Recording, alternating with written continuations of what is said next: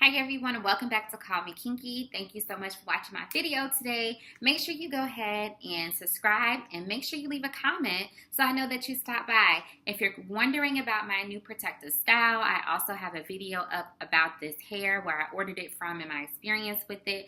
So I will link that below, but without further ado, let's just jump into this topic.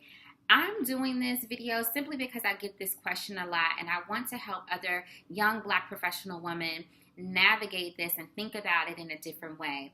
So the question I always get is, how do you really wear your natural hair and or ethnic looking hairstyles in a very conservative and corporate environment? And to be honest, my answer is very simple. I just do it. I just do. So my how, there's really no how to it. I just do it. And I do it because I want to. I do it because I feel like my hair is an expression of me and who I am.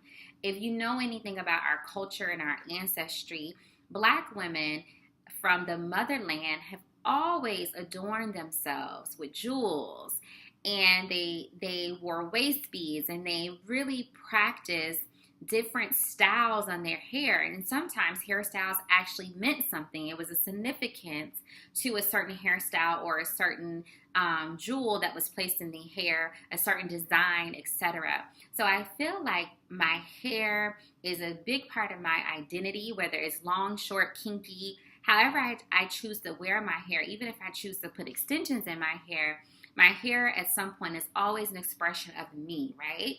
So I don't see it as just wearing my natural hair in the workplace. I see it as just showing up as who I am. So I would challenge you to think about it from that mindset. I know that that is challenging because we live in a society and an environment where you're told on a regular basis that natural hair is ugly. You have nappy hair. You have bad hair. You don't have good hair. We are fighting a lot of things, a lot of ethnic and racial barriers, especially in the United States. And we're not always welcome in certain places as we are just because of the color of our skin. But another thing that I find fascinating is that I wear my hair natural because that's how God made me. So, and I'm being so honest. If God wanted everyone to have straight hair, He would have made that. If that was the purpose of our hair, it was to be straight, I am certain that some type of divine energy would have created us to be like that. Hair types, hair textures are diverse, just like people on earth are diverse. So I don't feel the need to assimilate into a culture that's not my own. The culture that you're trying to assimilate into, if you feel the need to modify your hair for work, is honestly not your culture. That is a European culture. It is not your own. So I think another part of this is understanding your culture and going on the journey of enlightenment and knowledge. And honestly, I'm still on that journey. I'm learning something new every single day. I'm researching things.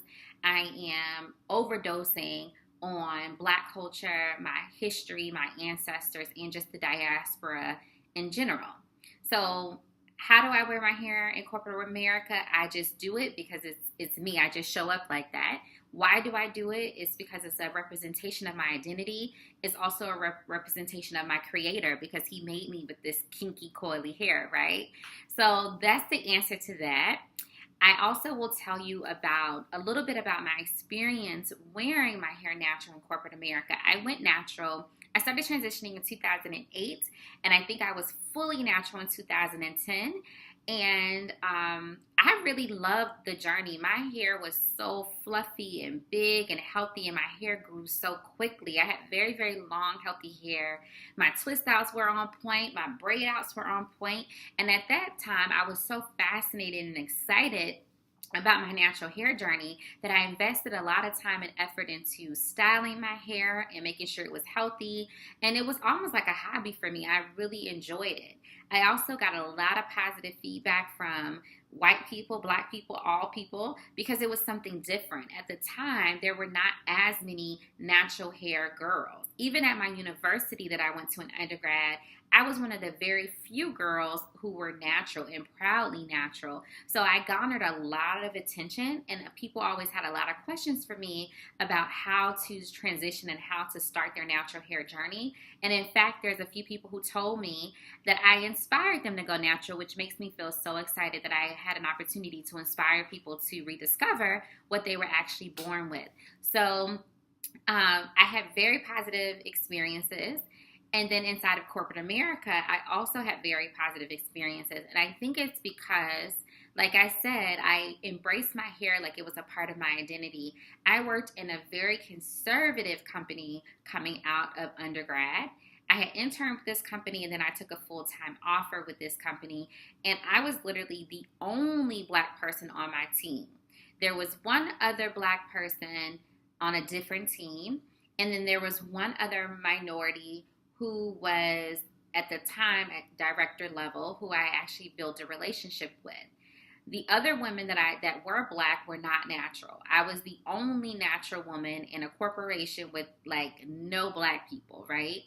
And it could have been an opportunity for people to make me feel isolated, to say slick comments to me. But even if they thought that or felt that way, they never conveyed that to me. They never said anything slick to me. It did not hamper or hinder my growth within the company. Actually, I got a promotion within 6 months of being there. So it never hindered my development, nor did it stop me from getting a job. Let's fast forward to later in my career when I'm getting my MBA. I show up at the career fair. My first career fair is over 100 companies there, and these are big Fortune 500 companies like Target, P&G, Google was there. I mean, I'm talking about top-notch companies that people would really love to work at or have a career at. I show up there and I'm just myself. I have a ton of interviews with a lot of great companies, and my hair was never an issue. I walked away with 8 offers, which gave me the opportunity to pick, choose, and refuse where I wanted to intern and where I wanted to work permanently. And in any interview I had, I was always judged based on the responses to the questions that were asked, as well as my future endeavors, the things that I told them I wanted to accomplish, and what I had already accomplished in my past. So my resume, my spirit, my energy, all these other things beyond my hair told my story and made people want to hire me. So luckily for me, I have not had an experience where I did not get a job or I didn't get an opportunity because my hair is natural or because I look too ethnic. I do know, however, that happens. I've heard the stories, and I'll just say this. If you're working in a company where you are being discriminated against simply because of your hair, you have to ask yourself, do you even want to be at a company like that? Now, no company is perfect, okay? No company is perfect. Most companies are run by people who don't look like me and you. They have a long way to go with their diversity initiatives and their empathy toward the minority. There's a lot of things that need to be changed, so I'm not going to even go on that tangent right now. So I know that there's a struggle. I'm not minimizing the struggle. I'm not minimizing the experiences of people who have had negative feedback or negative even harassment because of their hair in a corporate setting. I know that happens, but if it does happen to you, I think you should really think about, do you even want to work in a company that treats you that way simply because of your hair? You may need to start reassessing your professional endeavors and what type of company you align yourself with. You're going to get bullshit in any company you work with, but you have to figure out what you're willing to endure. I'm not willing to endure that type of treatment because of my hair. There's other things I deal with because it's just part of it, the politics and other things like that, but I don't do it when it's something related to my physical appearance or my hair because that is who I am. Now, I also will say that even though I had natural hair, I think there's this misconception that if you have natural hair, you're not styling your hair. That's not the case. So although I had natural hair, I always styled my hair. I did a lot of different styles. I mentioned the twist outs, braid outs. I did buns. I did a lot of creative hairstyles. I did crochet braids. I did a ton of stuff. Even now I have in faux locks. with jewels, and I go to work like this, and now I'm in a more senior position, and I still show up to work the way that I am, but my aura when I'm at work is professional. My attire is professional. So I honestly think that no matter what your hair looks like, as long as your hair is styled and you are professional at work, your hair becomes less of a factor, quite honestly. It becomes almost non-existent to your growth in that company when everything else is buttoned up and on point, okay? So that's my experience. That's a tidbit of what I think. Of course, I want to hear your opinions. I want to hear your feedback. You may not agree with me, and that's okay, but I also just want to hear what you think. As long as you're respectful, feel free to challenge anything that I said. I hope you guys like these type of videos. If you have any more questions like this or on something else, make sure you leave the question below or inbox me so that I can address your question in the video. Until next time, peace, love, and prosperity, and remember to keep it kinky. Bye.